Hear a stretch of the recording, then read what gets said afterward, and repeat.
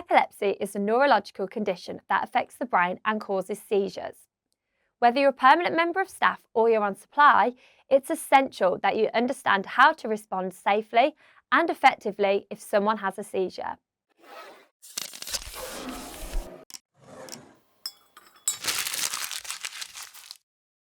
Hi everyone, I'm Zoe from My Progression, and in this video we're going to talk about epilepsy awareness in schools. This video will explain what epilepsy is, how to recognise different types of seizures, and the right steps to take if a child or member of staff experiences a seizure during the school day. Whilst this video is intended as helpful guidance, it's not official first aid training and will not provide you with a qualification after completing. Always make sure that you're familiar with your school's medical policies and speak to your designated first aid lead for full support. So, what is epilepsy? Well, the NHS states that epilepsy happens when the normal electrical brain activity in the brain changes. Epilepsy can be caused due to genetic makeup, including inherited genes or changes in a person's genes. In some cases, it can sometimes be caused by damage to the brain, for example after a head injury, a stroke or an infection. Epilepsy can start at any age, but it's especially common in children and young people. In many cases, epilepsy is a long-term condition, but with proper management, medication and understanding from the people around them, children with epilepsy can lead full and active lives. For more information on epilepsy, there is a link to the NHS website in the description of this video. We're going to talk now about seizures. A seizure is a sudden burst of electrical activity in the brain that can affect how a person behaves, moves or feels, depending on where in the brain the activity occurs. Not all seizures look the same. Some involve shaking and falling to the ground, but others may be very subtle, like staring blankly, blinking rapidly, or sudden loss of awareness. If you're finding this video helpful, don't forget to give it a like and subscribe so you never miss new content from My Progression. We have many videos supporting knowledge of different conditions, including allergy awareness and administering medication in residential settings. Check them out in the link below. Types of seizures that you might see in a school. It's really important to know that seizures can look different from child to child. It's crucial to work with the school's SENCO or Additional Learning Needs Coordinator and the medical team to understand a pupil's individual seizure type and their healthcare plan. Even if you don't have a child with epilepsy in your class, it's important that you have a basic understanding of epilepsy to support pupils and staff that have it in the wider school environment. According to the NHS, these are some of the most common types of seizures that you might encounter. First of all, tonic-clonic seizures, where the person becomes unconscious and may fall, their muscles get stiff and their body jerks and shakes.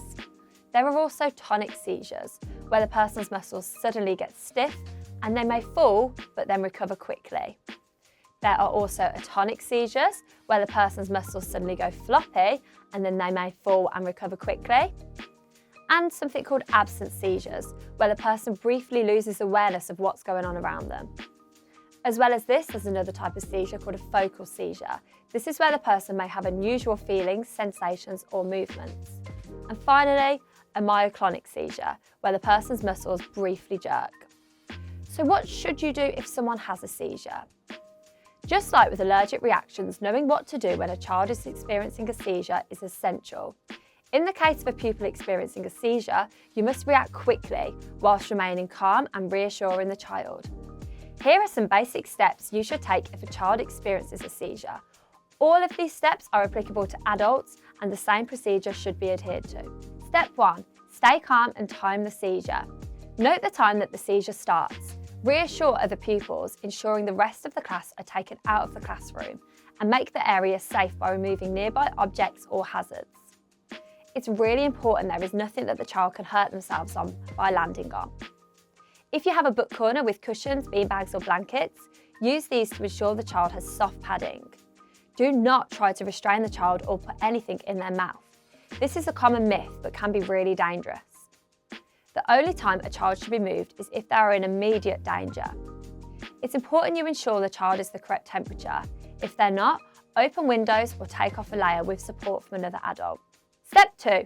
Follow the child's care plan.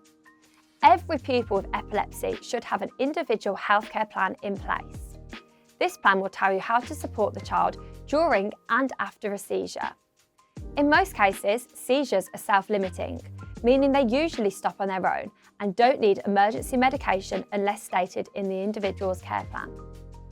Some pupils may be prescribed medication. If you're trained to administer it, do so according to the care plan. If you're not trained, call for the designated first aider immediately. Step 3. Call 999 if needed. The member of staff who is supporting you with the child should call 999 if the seizure lasts for more than 5 minutes, the child has a second seizure without recovering in between, the child has trouble breathing, it's the child's first known seizure, or if the child is injured during the seizure. Make sure to clearly tell emergency services that the child is having an epileptic seizure and provide any medical information or care plan details available. Step 4. Comfort them and monitor after the seizure. When the seizure ends, place the child in the recovery position. This is on their side with their head tilted slightly back to keep their airway clear. Stay with the child as they may be confused, tired or upset. Speak calmly, reassure them and monitor their breathing. Ensure that you stay with the child whilst waiting for help to arrive, or if they've recovered without extra support, just make sure you're there as a familiar adult by their side. A member of staff must notify parents or carers, and you must make a record of the incident for the school's medical file once the child is calm and has recovered. So what are your responsibilities? Well, here's what you need to know as a member of school staff. Firstly, know your pupils. Check if any children in your class have epilepsy and read their care plans. It's important that both the class teacher and support staff are familiar with the care plan, as well as any other staff within that year group or phase. As well as knowing your pupils, it's important that you know any colleagues that have epilepsy and what you would need to do to help them in the case of a seizure. You also need to know where emergency medication is stored. It should be accessible and clearly labelled. It should not be locked away. This tends to be in a specific place in the office. It's essential that you know this for all medical conditions. As well as this, it's your responsibility to know who's trained. If you're not trained to administer seizure medication, make sure you know who is. Generally, in educational settings, there are multiple first aiders, so there should always be someone available to support you. As well as this, you need to ensure inclusion. Children with epilepsy should be included in all aspects of school life, including PE, trips and activities, with proper planning and support. It's also your responsibility to watch for triggers. Some children may have seizure triggers such as flashing lights, tiredness or stress. These can be sometimes avoided or managed. This is all about knowing your children. For more information on epilepsy with supportive diagrams, check out the St John's ambulance page linked in the description below. If you work on supply, always ask when arriving at a new school if there are pupils with medical conditions, and check if there are any specific procedures or support needs in your class. It's your responsibility to ask these questions, as we all know how busy the mornings are when working on supply. If you're making any notes, it's essential you do not use the full names of any children. Simply just record their condition and what you need to know from their healthcare plan using their initials. For more information on what you should do as a supply teacher on your first day, check out our video, Top 10 Tips for Supply Teaching. We're here to help you in every aspect of your role. Finally, it's essential that you create an inclusive and safe environment. Having epilepsy can be scary and isolating for a child, especially if they feel misunderstood. It's important to promote awareness among staff and their classmates. This should be done sensitively and with the child's and parents' permission, so that the child feels safe, accepted and supported. Ensure that you avoid labelling or excluding pupils with epilepsy from activities. If extra support needs to be put into place, work with the Special Educational Needs Coordinator or the Additional Learning Needs Coordinator in your school and healthcare professionals to create a safe environment where the pupil can fully participate in learning and in school life. For more information, I would really recommend visiting Epilepsy Action. It's a brilliant resource for teachers with free guidance and tools to help support children with epilepsy in school. You'll find a link to their website in our video description below. Epilepsy is a condition that affects thousands of children across the UK.